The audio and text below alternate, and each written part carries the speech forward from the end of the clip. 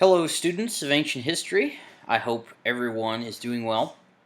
And last time we examined the transition from the Roman regal period into the beginnings of the early Republic, and we saw very hurriedly the conquest of Italy by the Romans, who formed this sphere of influence around their city and began to form the Latin League and expanded on from there, conquering the Samnites, the Etruscans, and finally Magna Graecia. And today we're going to see a transition from Rome conquering just its own home territory of Italy and moving far beyond that and really expanding into a true maritime territorial empire. And this begins really in the period of the Punic Wars. And once we look past the Punic Wars, we will for a moment see the Macedonian Wars, the Seleucid Wars, and then we will examine kind of the beginning of the end of the true Republican period when office holders began using their magistries in order for their own advancement as well as the potential for their office and neglecting the duty of their office, as we will come to see. So let us begin with the Punic Wars. And this is a period of long-term conflicts with the city of Carthage, which is Rome's biggest rival.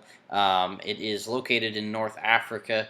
Here you can see, and Carthage was originally a Phoenician colony, but this is going to, these Punic Wars, a series of wars that takes place again over a century. And you can kind of see here that there's a lot of things that happen, but Carthage itself, or PUNIS as the Romans would have called it, because this is Phoenicia. This is one of the old Phoenicians. Remember the people that came out of the Levant that colonized all of North Africa? Well, this is one of their chief trading colonies, and Carthage was renowned for its famous harbor. And this circular harbor, this is not obviously the harbor, but a modern rendering of it. But this over here was formerly the harbor of Carthage, and Carthage was a renowned naval power, and it, along with being a Phoenician colony, it maintained several unusual forms of government. In that Carthage really operated more like a modern corporation rather than a territorial type government. And it profit shared among its citizens, meaning that all the citizens were really dedicated to the economic success of the city of Carthage, which expanded, had many trading colonies, really following quite in the footsteps of its Phoenician ancestors. So the Punic Wars all began over in the island of Sicily, which is where The Godfather is from, if anyone has ever seen that famous movie. And this group of pirates called the MAMERTINES.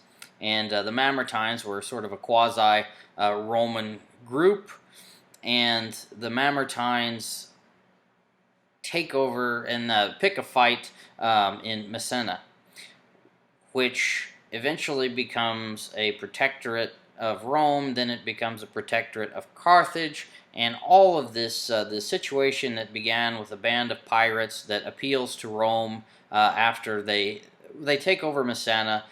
They appeal to Carthage to protect them against the people that they overthrew. Carthage agrees, and then they appeal to Rome to protect them from the Carthaginians. And so all this begins from this crazy band of pirates trying to take over the city of Messina there in northern Italy.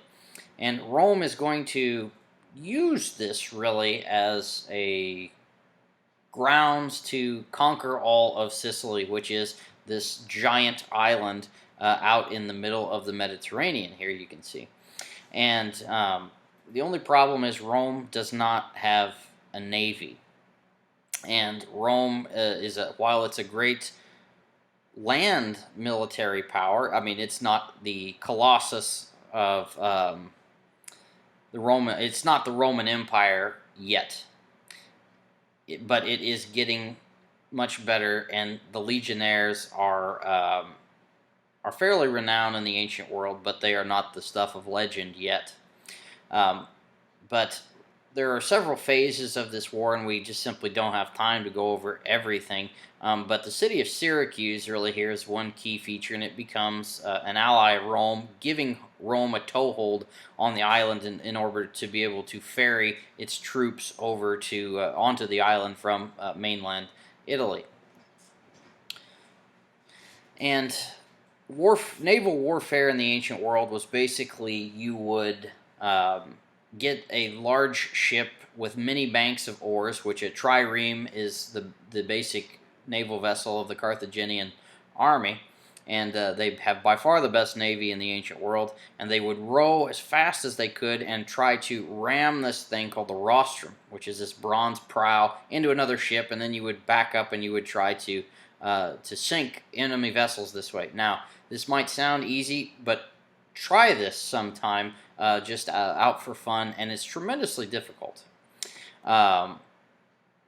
So this is how naval warfare basically takes place, and again, Rome did not have a navy, so they decide that they've got to construct a navy, and there's this sort of legendary story. They discover a Carthaginian ship run aground, and they try to build a navy in this way. But the Romans, quite wisely, I think, realized that they are not going to be able to compete with the Carthaginians on the high sea with navy versus navy.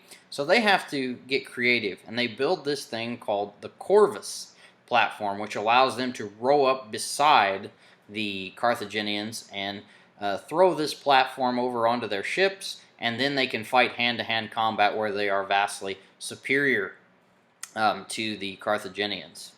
And they are, through this, are able to defeat the Carthaginians at the Battle of Mylae in 260. Also, the Roman navy was almost entirely wiped out in a storm, and to show the zeal and the incredible ingenuity of the Roman state, that in 1 year they are able to reconstruct their navy almost completely from scratch. And through this, they were able to take over all of Sicily. So the Romans eventually are going to defeat the Carthaginians on the high seas at the Battle of the Agates Isles, and Carthage is going to surrender at the end of the First Punic War.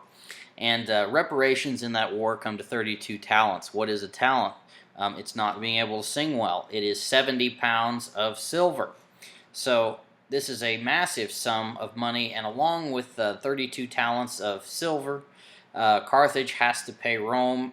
They also have to give up Sicily, Sardinia, and Corsica, the big, massive islands out in the middle of the key to their trading centers and strategic positions within the Mediterranean Sea. They become Rome's property. They become provinces, and of course the people are given privileges much like any other province in Rome. So, after the conclusion of the First Punic War, Rome begins to look north. And they have this foe. You remember the Celts, the poor Celts that came down and sacked Rome in 390. Well, the Romans are then going to conquer all of Gallia Cisalpina, Gaul, this side of the Alps, and take over the Po Valley and push all Gallic Celtic peoples over the Alps and out of and really protecting their flank here against attack from the north coming into the Italian heartland. So then began the inevitable conflict with Carthage in the Second War. So this is really probably the most famous. So everybody's heard of Hannibal and his elephants coming over the Alps. Well, Hannibal was part of a great family of Carthaginian generals. And the reason the Second Punic War breaks out is because Rome or Carthage, it's unclear, violates a treaty within Spain that Rome had tried to have establish some colonies in Spain, and they violated a treaty, and therefore Carthage and Rome find themselves going to war again. And the great general Hannibal, who really is a military genius, comparable maybe even to an Alexander the Great or a Julius the Caesar, he leads an expedition overland, crossing rivers. He has a host of elephants, and along with 50,000 or so men, and they cross the massive Alp mountains through some passes and whatnot, and they basically turn up in Italy. There's no possible way with that amount of a force that they could have been a total surprise, but it nevertheless catches the Romans massively off guard. So Hannibal is able to wreak havoc basically in Italy. Though he is never able to deal Rome a death blow, he almost is able to beat Rome. He defeats Roman army after Roman army after Roman army that they send to defeat him, or to fight Hannibal, but he simply fails, and he runs out of troops. He lost almost half his army crossing the Alps, and he's able to not able to ever completely overcome the Romans, though he does defeat them numerous times. One of these famous battles is that the Battle of Lake Trasimene, where Hannibal is able to kind of annihilate, really, an entire Roman consular army. Right, a consul, remember the chief officer of Rome, leads out an army and is led into an ambush here between a lake and some mountains. And Hannibal, this is really Hannibal arriving on the stage and showing that he is an absolute master strategist. So what does the Senate do? Well, it turns to one of the great heroes of this period of time, and that is Fabius Maximus, known as Contator, or the Shield. And he is named a dictator, and actually he founds a form of strategy kind of known in the ancient world, or it's known in the modern world as the Fabian strategy after Fabius, but it's a guerrilla style of warfare, much like what George Washington engaged in against the British in the American Revolution. Fabius hit and runs. He refuses to ever give full battle to Hannibal, who he realizes is a better general and that he cannot beat, but he simply knows that he can outlast Hannibal in the field. So you never commit to a full pitched battle, that rather you just hit and you run and you sabotage Hannibal's supply lines and these kinds of things. And this was his strategy. It was not a popular strategy because the Carthaginian army ravaged the countryside in northern Africa. And his great rival of the time is Claudius Marcellus, who is also consul, and they're together called the Sword and Shield of Rome because Marcellus was as aggressive as Fabius was defensive. And finally, the Senate relieves Fabius of his duties, turning rather to some impetuous young men, and one of these people, Marcus Varro, leads a double consular army of 70,000 Romans, or of 80,000 Romans, into an absolute disaster against Hannibal. And keeping in mind that Hannibal is outnumbered almost 2 to 1. But Hannibal here, this is a military tactic called envelopment. That at CANNAE, Hannibal stretches his line so thin, and thinking that the Romans will attempt to push back and break his center, and if they had broke his center, Hannibal would have been annihilated. But by allowing the Romans to keep pushing, his line bent but never broke, and therefore he completely had the Romans surrounded. And this was an annihilation, a disaster, a massacre of the Romans. 70,000 were killed in one day. And this is probably the greatest defeat in the history of Rome. Nevertheless, when this kind of thing happened in Carthage, usually when a general failed, he was executed. In Rome, the consul Marcus Varro, who escapes the battle, one consul was killed on the field, and the other consul barely makes it back. He's actually treated with a lot of dignity, that he was still a Roman citizen, and he had done his level best, even though they had led their army into a disaster. So what does Rome do? Well, it reappoints Fabius Maximus to come in and help save the day. And this really is Rome's darkest hour in many ways. Several of its allies abandon it. They suffer defeats in Spain. And if there was ever a time that Rome was going to buckle, they came very close to collapse here after the Battle of Cannae. But Fabius Maximus comes in, he is able to shore everything up, and then another military genius on equal with Hannibal rises up, and that is Publius Cornelius Scipio, given the name Africanus for his conquests in Africa later on. And what Fabius and Scipio are able to do is basically pacify Spain, and by doing this, they cut off Hannibal from any kind of resupply. This entire time, Hannibal has been in the north of Italy, ravaging the land. Again, he can't conquer Rome because he doesn't have the ability to do so. And Scipio argues that you're never going to defeat Hannibal, and that rather you need to take the war to Carthage instead of fighting Hannibal. And this will nullify any kind of ability that Hannibal has to fight Rome.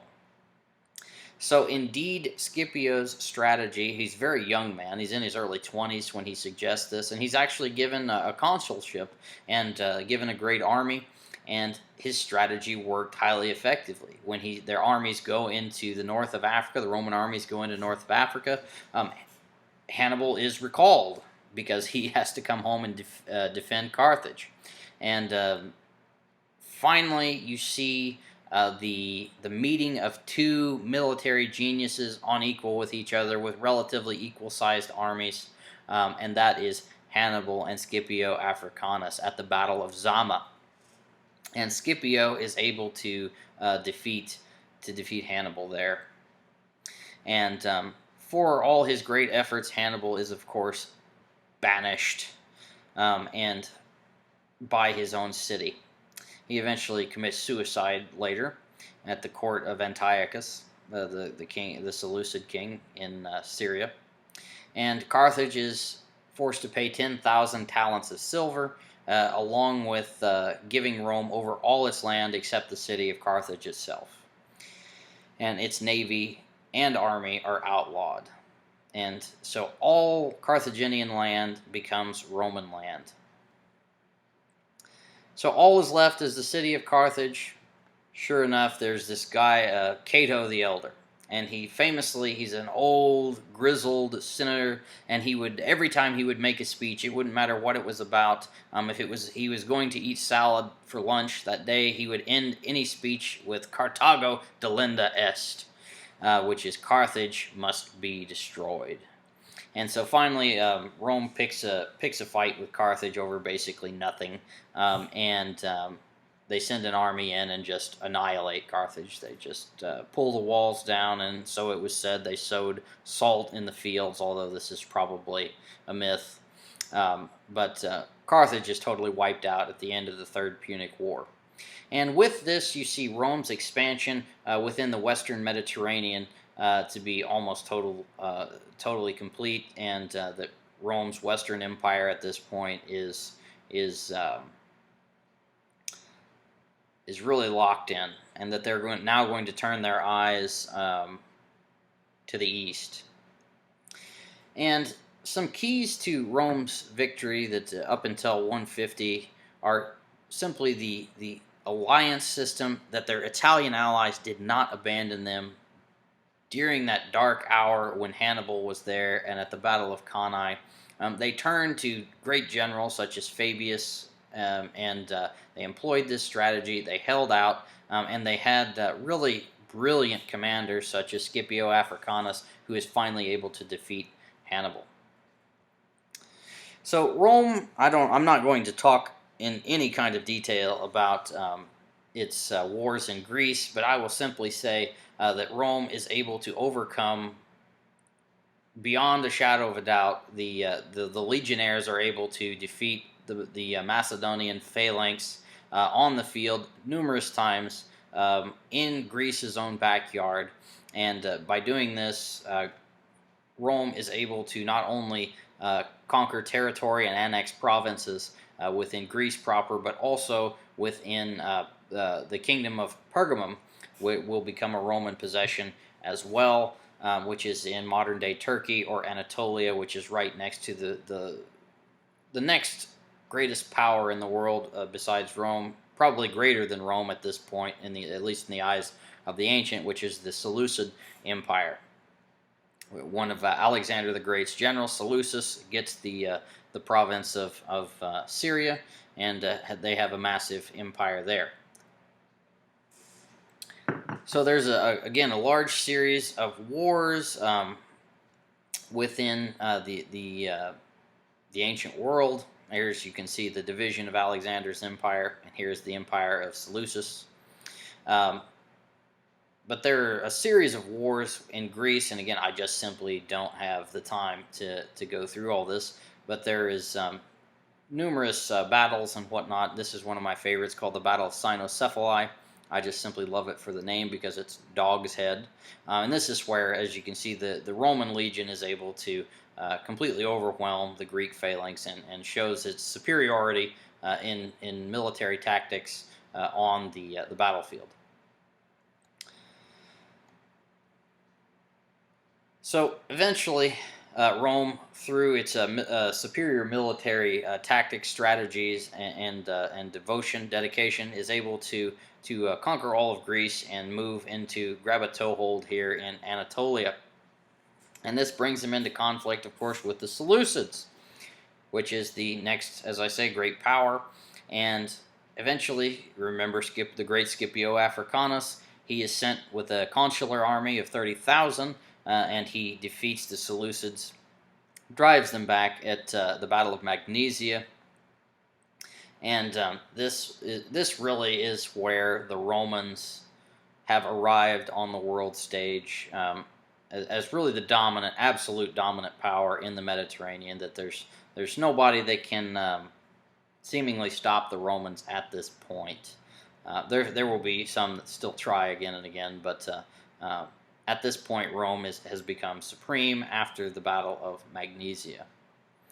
And the Seleucids, of course, agree that they will yield, just like the poor Carthaginians before them. They will give up their lands in Anatolia, as well as paying a war debt of 15,000 talents of silver. Remember, 70 pounds of silver equals 1 talent. This begins a period that the Romans called the Mediterranean Sea Mare Nostrum, or our lake. Rome at this time has become a great empire.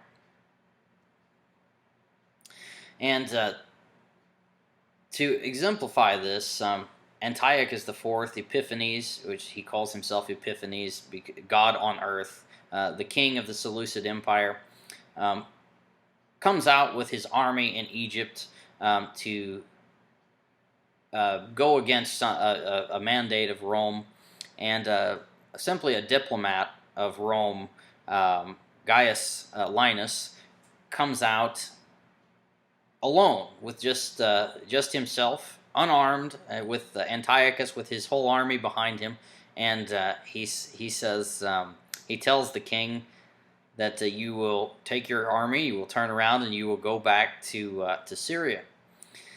And the king says, I will not do any such thing. Who are you to tell me this? And Linus takes his staff, his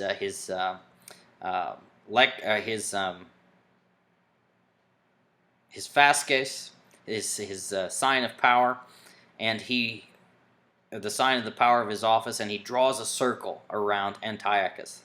And he says, if you step out of this circle without agreeing to Rome's terms, you are at that point an enemy of the Senate and people of Rome. You are at war with us. And Antiochus, shocked, terrified, agrees to the terms. And this is the power that Rome has in the Mediterranean world at this point, that they can dictate these terms to the second most powerful king, or the most powerful king in the world. So then comes the time of revolution, that after this great success, after the successes of the Roman republican system, there are some individuals who rise up within the system called the Gracchi, and they begin to challenge the duties and how offices should be properly used within the republican system. And it really brings about, it's the stones that start an avalanche that bring down the Roman republican system. So there are many people who have asked how the Romans were able to create this massive empire, this massive Mediterranean empire, so quickly. And basically it comes down to republican virtues. That the Romans deeply believed in the system that they created, and they believed that you had to serve this system with great virtue, that you could not exploit your office, that you had to be dedicated to the res publica, the thing that is public, and also privilege sharing, that that you do not make conquered people lesser, that you offer them part of the pie, that they can become part of your system and benefit enormously from it. And then also, along with these two virtues, also a dedication to the Roman gods, Polybius argues, the great historian, as well as the military, the strong army of Rome, that it was able to do things that simply other armies could never do because of its versatility and its transformation on the fly.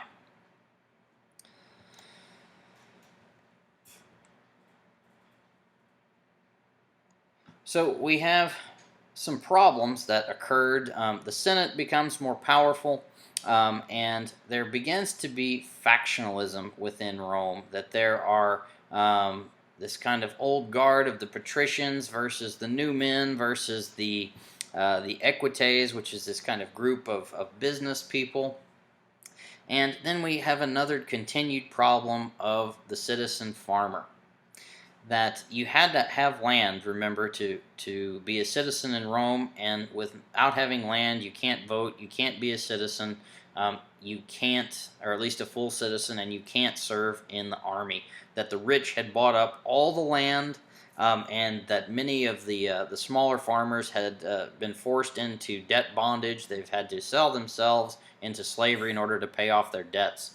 So this is where the Gracchi come in, and you can really see Tiberius and Gaius Gracchus as great reformers, or you can see them as just kind of these atrocious fiends that bring down the Roman Republic in some ways by the exploitation of their offices. So they have been viewed as both of these things, and I will leave you to make your own mind up.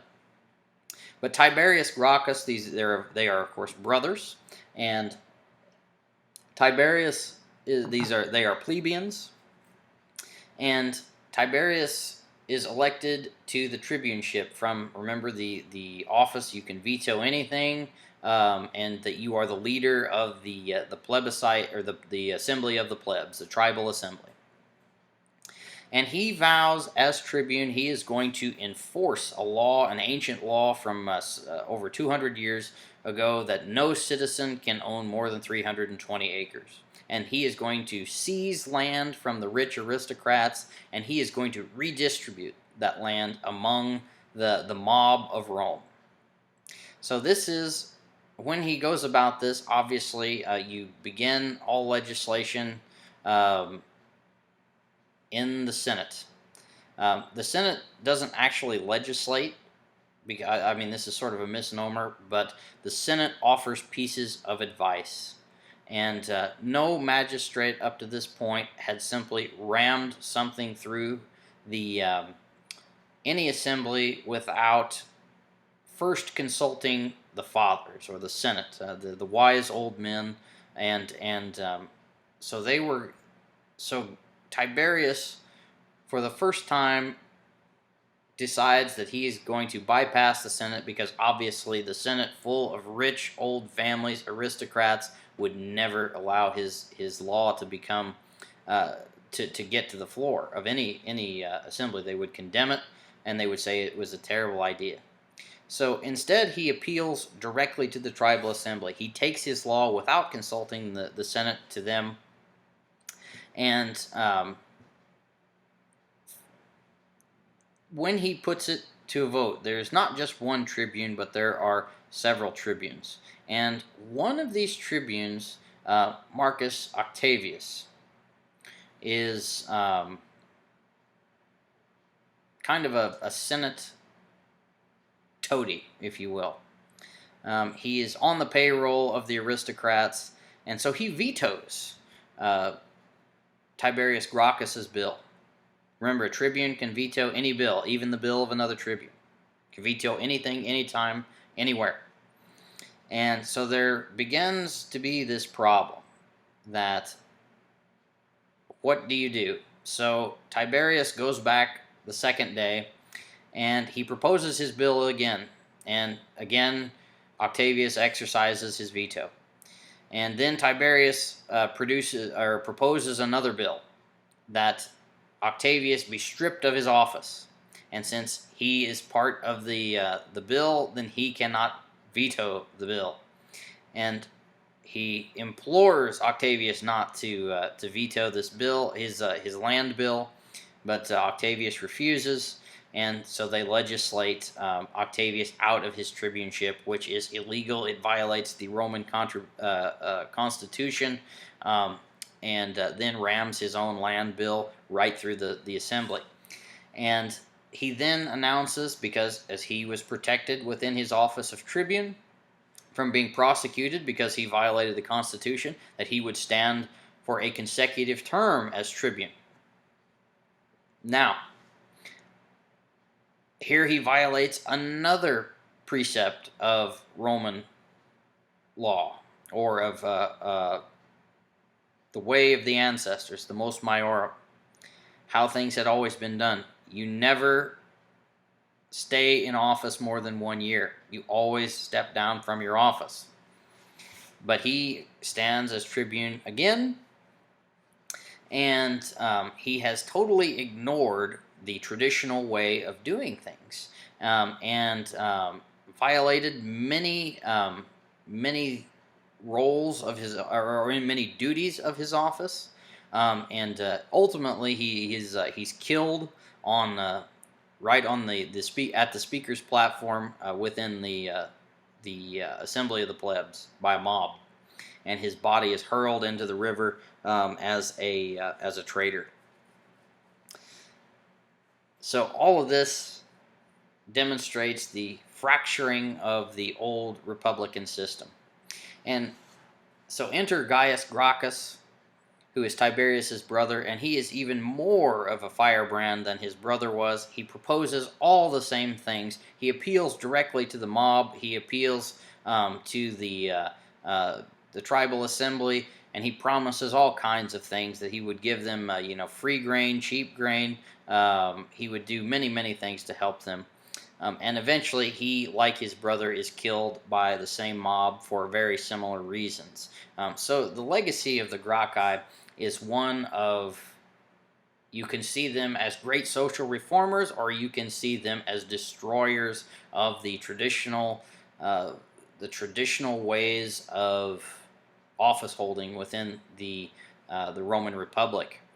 And they, from this point forward, there is a shift in how you use Roman offices, it seems, within the political system, of traditional duties versus the potential the office could give someone. So a tribune could do a lot of things that really weren't intended to do, but this is seeing the potential of the office for political gain, even personal political gain, as we will see with much later in the revolution. And also, violence within Roman politics becomes enormously important, and it becomes a hallmark of the Roman political system after the reforms of the Gracchi. So, with this, factionalism ensues between the populares and the optimates, which are the people's party, versus the aristocrats' party. The optimates being, of course, the aristocrats, and the populares being the people's party. So I hope you have come to see how Rome developed into a great Mediterranean power, that the Mediterranean becomes a Roman lake, as well as how the Republic begins to fracture under the reforms of Tiberius and Gaius Gracchus, and this changes forever how the Roman Republic does things within its political makeup. So until next time, stay healthy, wealthy, and wise.